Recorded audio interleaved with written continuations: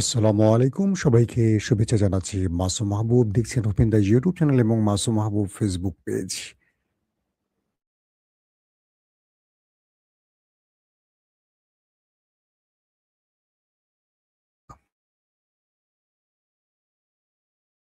আমি কথা বলছি।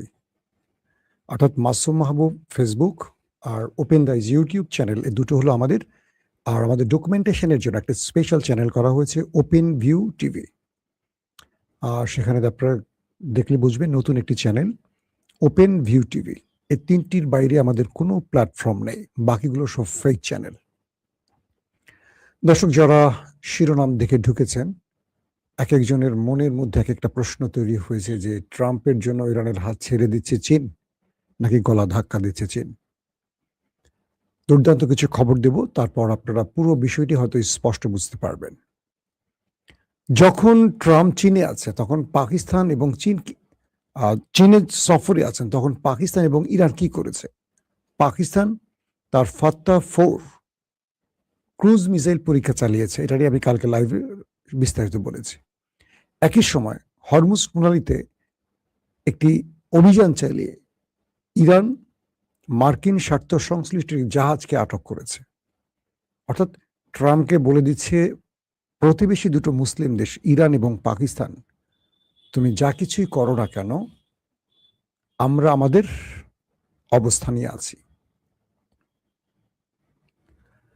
প্রিয় দর্শক, ডোনাল্ড ট্রাম্প এবং শি জিনপিং এর এই সফর নিয়ে আমাদের দেশের অনেকগুলো টেলিভিশন বিভিন্ন রকম খবর দিয়েছে। যারা পশ্চিমা দুনিয়াগুলোর মিডিয়া ফলো করে, রয়টার্স, এপি, বিবিসি, সিএনএন, হ্যাঁ, এই টাইপের গণমাধ্যমগুলোকে যারা ফলো করেন তারা যে খবরগুলো দিয়েছেন সেই খবরে আপনারা অনেকে হতাশ হয়েছেন যে চীন কি করে ইরানের হাত ছেড়ে দিল বা ইরানকে শাসালো, কি করে ইরানকে বলল হরমুজ প্রণালীতে টোল নিও না, এরকম অনেক খবর। আমি এই বিষয়গুলোর উত্তর আপনাদেরকে দিচ্ছি একটা একটা করে, বাকি আরো অনেকগুলো বিষয় দেখব। হেডলাইন দেখে তো আমি স্ট্রোক করার অবস্থা। আলামিন ভাই, আপনাকে আমি সুস্থ করব, একটু ওয়েট করেন, একটু ওয়েট করেন, আমি আপনাকে আবার ওষুধ দিচ্ছি। ট্রাম্প শি জিনপিংকে বলল যে আমি খুব বাজে অবস্থার মধ্যে আছি, কমাস পর মধ্যবর্তী নির্বাচন, আমি এই যাত্রায় পার হয়ে উঠতে পারবো কিনা সন্দেহ, তুমি আমাকে সাহায্য করো। শি জিনপিং বলল তোমাকে কি কি সাহায্য করতে পারি? যুদ্ধটা তো তুমি ইরানে ছড়িয়েছো, ইরান তো তোমার সাথে আলোচনার টেবিলে ছিল, তুমি ইসরায়েলের বুদ্ধি নিয়ে এই যুদ্ধটা শুরু করেছো, তুমি ইসরায়েলকে বুদ্ধি দিবে, উল্টো তুমি ইসরায়েলের বুদ্ধি নাও, এটা হলো তোমার পরাজয়ের প্রথম কারণ।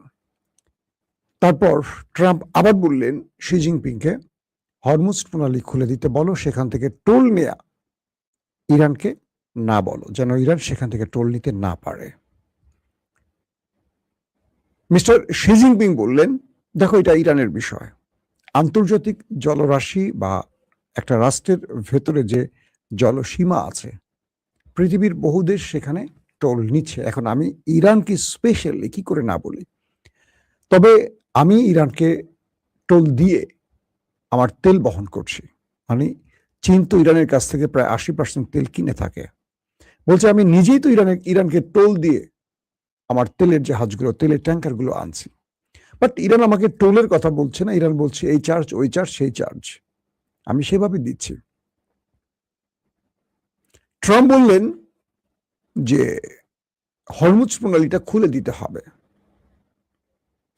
শি জিনপিং বললেন এটা আমিও চাই, ইরান হরমুজ খুলে দেখ, বাট আগে সেই পরিস্থিতিটা তৈরি করে দিতে হবে, ইরানের জন্য সেই পরিস্থিতি তৈরি করতে হবে। ইরান তো হরমুজ বন্ধ করেনি, টোল আদায় করেনি, এই যুদ্ধটা তোমরা চাপিয়ে দিয়েছ বলেই তো ইরান আজকে টোল আদায় করছে এবং হরমুজ বন্ধ করে দিয়েছে। অর্থাৎ শি জিনপিং প্রতিটা বক্তব্যে ইরানের পক্ষ নিয়েই ট্রাম্পকে বলেছেন, কিন্তু ট্রাম্প তার ট্রুথ সোশ্যালে, তার যে সোশ্যাল মিডিয়ার প্ল্যাটফর্ম, সেখানে যে কথাটি বলেছেন যে আমার সাথে শি জিনপিং একমত, হরমুজ প্রণালীতে টোল আদায় ঠিক নয় বা হরমুজ প্রণালীতে টোল আদায় করা ইরানের অন্যায়, হরমুজ খুলে দেওয়া উচিত। অর্থাৎ শি জিনপিং যে কথাগুলো বলেছেন তার উল্টো রিপিট যে কথাগুলো ট্রাম্প তার ট্রুথ সোশ্যালে পোস্ট করেছেন সবগুলো ঘুরিয়ে পেয়েছি একেবারে মানে শেখ হাসিনার মতো। ভালো লাগছে, শেখ হাসিনার আরেকটা দাদা পাওয়া গেল, ডোনাল্ড ট্রাম্প। তো মানে সত্যটা কি আর মিথ্যাটা কি আপনারা কি বুঝতে পারছেন? শি জিনপিং বলছেন যে ইরানকে এই হরমুজ প্রণালী অবরোধ করতে বা হরমুজ আটকে দিতে বাধ্য করেছে কারা? নাম্বার ওয়ান, ইরান কেন আজকে টোল আদায় করছে? কারণ ইরানের উপর যে আক্রমণ হয়েছে, হাজার হাজার বোমা মারা হয়েছে, ইরান যে ক্ষতি হচ্ছে সে ক্ষতি পোষাতে হবে। ইরান তোমাকে বলছে তার ফ্রিজ হওয়া অর্থ ওপেন করে দিতে, তুমি দিচ্ছ না। ইরান বলছে তার উপর যে তুমি নিষেধাজ্ঞা দিচ্ছ খুলে দাও, তুমি দিচ্ছ না। আবার সেই দেশটির টোল আদায় বন্ধ করবে, সেই দেশটির গলা টিপে ধরবে তোমার ইচ্ছা মতো। তুমি বলছো সে পারমাণবিক বোমা বানাচ্ছে, তোমার কাছে কি প্রমাণ আছে? তোমার আইএইএ তাদের পর্যবেক্ষকরা যা বলছে সত্য কতটুকু? বা তুমি তো ইরানকে অভিযোগ দিচ্ছ গত 30-40 বছর ধরে যে ইরান বোমা বানাচ্ছে, কোথায় সেই বোমাটা? তো অর্থাৎ ইরান ইস্যুতে চীন আমেরিকাকে যে প্রশ্নগুলো করেছে ট্রাম্প তার উত্তরগুলো ভুলভাল দিয়ে পোস্ট করেছে। আর এগুলো যখন বিভিন্ন গণমাধ্যম নিউজ করেছে ট্রাম্পের পোস্ট ধরে, তখন আমাদের দেশের অনেক দর্শক হতাশ হয়ে গেছে যে ইরানকে বোধহয় চীন গলা ধাক্কা দিচ্ছে। বিষয়টা পুরোপুরি ভিন্ন। ধরেন কিছু পরিসংখ্যানে আসেন, মার্কিন যুক্তরাষ্ট্রের আগামী মধ্যবর্তী নির্বাচন বা মার্কিন সিনেটর মিস্টার ভ্যান্ড তার বক্তব্য অনুসারে তিনি বলছেন, তার হাউসে বলছেন, মার্কিন যুক্তরাষ্ট্রের হাউসে, যে প্রতিদিন আমাদের $1 বিলিয়ন মার্কিন ডলার খরচ হচ্ছে বা ব্যয় হচ্ছে। অর্থাৎ এই মুহূর্তে কিন্তু যুদ্ধ নেই, যুদ্ধ বিরতিতে আছে দুটো দেশ। তো বলা হচ্ছে এই দুটো দেশ যুদ্ধবিরতির মধ্যে থাকলেও হরমুজ প্রণালীতে বা ওমান সাগরে ইরান মার্কিন যুক্তরাষ্ট্র যে নেভাল ব্লকেট তৈরি করেছে, আরব দুনিয়াতে বা গালফ কান্ট্রি বা আদার্স জায়গায় যে যুদ্ধের জন্য আমেরিকার প্রস্তুতি, বিভিন্ন জায়গায় কমান্ডো প্রস্তুত, যুদ্ধ বিমান প্রস্তুত, এটা সেটা করতে গিয়ে প্রতিদিন একদম পার ডে আমেরিকাকে ব্যয় করতে হচ্ছে $1 বিলিয়ন মার্কিন ডলার। কল্পনা করেন, 1 বিলিয়ন অর্থের জন্য আমাদের মতো দেশ বিশ্ব ব্যাংক থেকে শুরু করে বিভিন্ন মোড়ল দেশের পা ধরে বসে থাকে কয়েক বছর। আর আমেরিকা প্রতিদিন $1 বিলিয়ন খরচ করছে শুধু এই যুদ্ধের প্রস্তুতির জন্য অথবা ইরানকে মোকাবেলার জন্য বিভিন্ন জায়গায় তার অ্যাক্টিভিটিসের জন্য। মার্কিন যুক্তরাষ্ট্রের কংগ্রেসম্যানরা বলছেন, মানে ট্রাম্প শি জিনপিং কে বলছেন প্রায় 18 ট্রিলিয়ন মার্কিন ডলার বিভিন্ন ব্যবসায়ীরা ইরানে কি বলে আমেরিকাতে প্রস্তুত রেখেছে। একটা বড় অর্থনীতির দিকে এগুচ্ছে আমেরিকা। শি জিনপিং বলছেন তোমার অর্থনীতির যদি এই অবস্থা হয়, 18 ট্রিলিয়ন ডলার হয়, তাহলে তোমার শেয়ার বাজার ধপাস করে পড়ে যায় কেন? সপ্তাহে ওঠে কেন? অর্থাৎ ট্রাম্প একটা রূপকথার গল্প নিয়ে হাজির হয়েছিল শি জিনপিং এর কাছে। শি জিনপিং খুব সুন্দর করে সে উত্তরগুলো দিয়ে দিয়েছেন। বিশ্বের কয়েকটি নামি দামি গণমাধ্যম বলছে শি জিনপিং এবং ট্রাম্পের মধ্যে এই বৈঠকটি দেখে মনে হয়েছে যেন ট্রাম্প তার একটা পুরো বহর নিয়ে চীনের কাছে দয়া ভিক্ষা চাইতে গেছে। চীনকে শুধু এটুকু বলতে চাচ্ছে যে তুমি একটু সাহায্য করলে আমি প্রাণে রক্ষা পাই, আমার ফেস সেভিং হয়, আমি মার্কিন যুক্তরাষ্ট্রের ইজ্জত রক্ষা হয়, ট্রাম্পের পথ বেঁচে যায়। আমি বলছি না, বড় বড় গণমাধ্যমগুলো বলছে। এবং আজকে দেখা যাচ্ছে যেই চীনকে দমন করতে, সাইজ করতে আমেরিকা এত স্যাংশন খেলা খেললো, এত নাটক করলো, এত যুদ্ধ ছড়ালো, এত কিছু করলো, সেই আমেরিকার প্রেসিডেন্ট ট্রাম্প চীনের দুয়ারে গিয়ে হাজির হয়েছেন ইরানকে বোঝাতে। এক বাক্যে বলেন, যুদ্ধে পরাজিতরা কি আলোচনায় ডাকে না? আলোচনায় মানে সহজ বাক্যে বলে, যারা যুদ্ধে পরাজিত হয় তারা কি আলোচনা বা শর্ত মেনে নেয় না শর্ত দেয়? ইরান শর্ত দিচ্ছে, মেনে নিচ্ছে কে? আমেরিকা। এই অবস্থা, তার মানে বুঝতে পারছেন যুদ্ধে কে জিতছে। আগামী মধ্যবর্তী নির্বাচনে ট্রাম্পের অবস্থা খুবই করুণ। ট্রাম্প 212 ভোটে জিতেছে, অপোজিট 212 ভোট। সেখানে মাত্র একটি ভোটের হেরফেরে ট্রাম্প টিকে গেছেন, হাউস ভোট যেটাকে বলে। মধ্যবর্তী নির্বাচনে ট্রাম্পের জনপ্রিয়তা 30-35-এ নেমে গেছে এবং হাউস ভোট রিপাবলিকান শিবিরে তার অবস্থা 35-এ চলে এসেছে, 35%।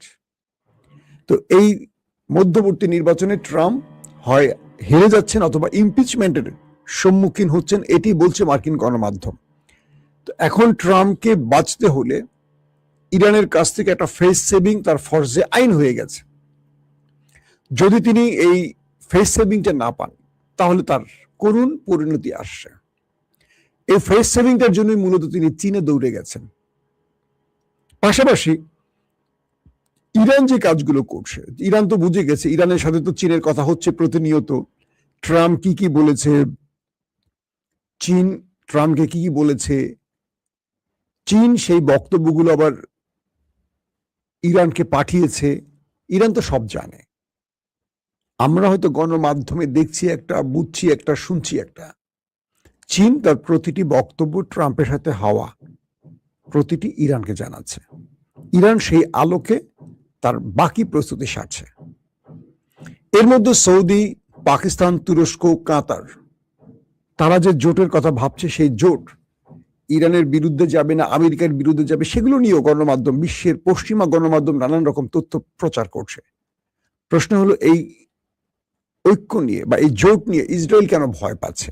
তার মানে এটি আমেরিকার বিপরীতে হচ্ছে। পাশাপাশি সৌদির সাথে ইরানের যে চুক্তির বিষয়টি নিয়ে আজকে আমি সকালবেলা লাইভটি করলাম বেলা 11টায়, ওইটা যদি কেউ না দেখেন মিস করবেন। সেখানেও সৌদির ইরানের প্রতি ঝুঁকে যাওয়া, এটিও আমেরিকাকে টেনশনে ফেলছে। অর্থাৎ গালফ কান্ট্রিতে আমেরিকা থাকাটা এখন অনিশ্চিত, কারণ ইরান চীনকে বলে দিয়েছে যে তোমার কাছে যখন ট্রাম্প যাবে তুমি বলে দিও গালফ কান্ট্রিতে, আরবে আমি মার্কিন ঘাঁটি আর সহ্য করবো না, থাকলে বাইর খাবে, থাকলে আমি প্রতিদিন হিট করব, বরং আমেরিকানদের বলো এই অঞ্চল ছেড়ে চলে যেতে। তো এই বিষয়গুলো আলোচনা আসছে দুই পক্ষের মধ্যে। এখন আসেন মুদ্রা কথায়।